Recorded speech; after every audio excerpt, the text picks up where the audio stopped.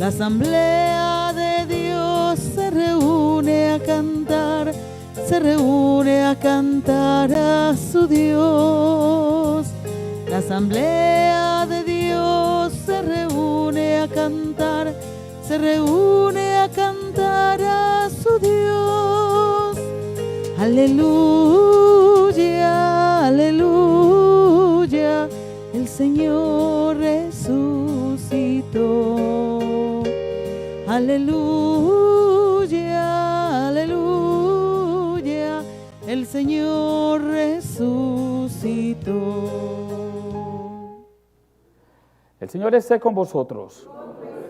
Lectura del Santo Evangelio según San Lucas.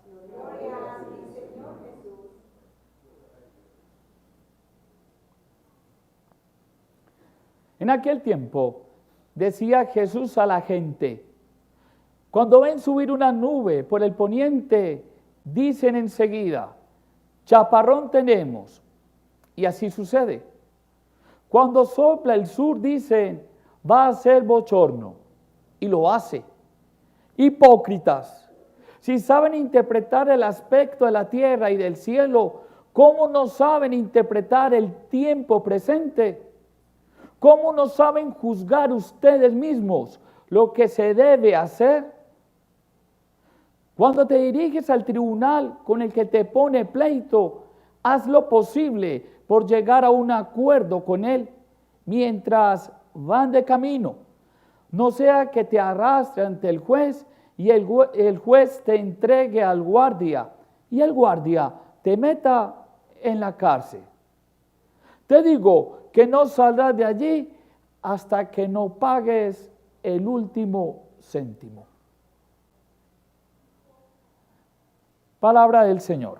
Gloria a ti, Señor Jesús. Hay una cosa que tenemos que tener en cuenta en el Evangelio de San Lucas, que a partir del capítulo 9, el Señor emprende un camino hacia Jerusalén. Cuando Lucas empieza a hablar de camino, tenemos que empezar de que Él ya va a Jerusalén a cumplir ¿qué? La última voluntad del Señor, a llegar a la plenitud de su misión. Va de camino. Mientras vamos de camino, lo mínimo que tenemos que hacer nosotros es procurar tener unas relaciones sanas, amorosas, cercanas con nuestro hermano. Pero una cosa fundamental en los evangelios y en la vida de Jesús, no sé si han dado cuenta lo fácil que él habla, lo simple que habla.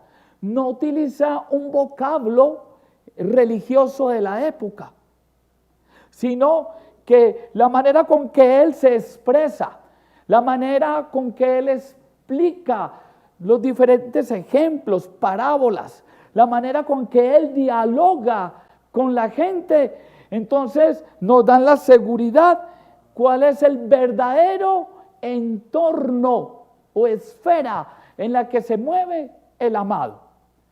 Y es la misma humanidad, ¿dentro de qué? Su cotidianidad.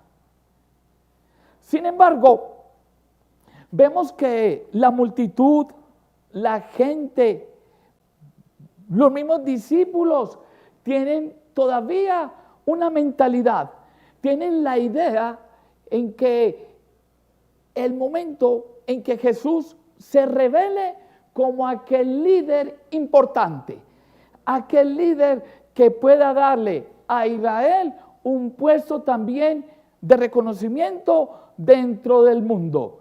Es decir, un líder que sea capaz de tomar las armas y destituir al imperio de turno. Es decir, en este caso, el imperio romano.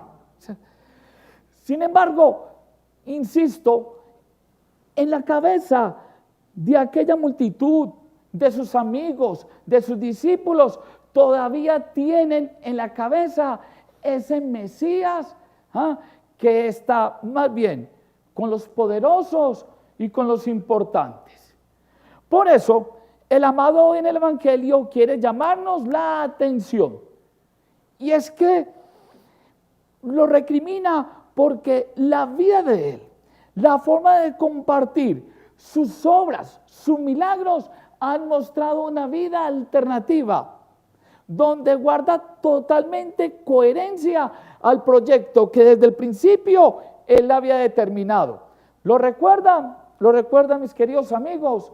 Lo veíamos en el mismo Evangelio de Lucas, en el capítulo 4, donde el amado hace todo un proyecto de vida. ¿Hacia dónde? Hacia los pobres, para dar la libertad ¿a quiénes? A los cautivos, a los oprimidos, para devolver la vista a los ciegos y qué más, para declarar el año de gracia del Señor. Esa era la misión fundamental. Y durante el camino hacia Jerusalén, en ese encuentro con la multitud, con amigos, con sus propios discípulos, eso es lo que ha hecho. Reivindicar al pobre, levantar al oprimido, al excluido, y con su gracia y su misericordia, darle vida y esperanza al pueblo judío. Por eso, en nosotros es fundamental que a partir de una experiencia profunda con el amado, a partir de una experiencia con su palabra, con su manera de accionar, sepamos ver el momento en que Jesús pasa por nuestra vida.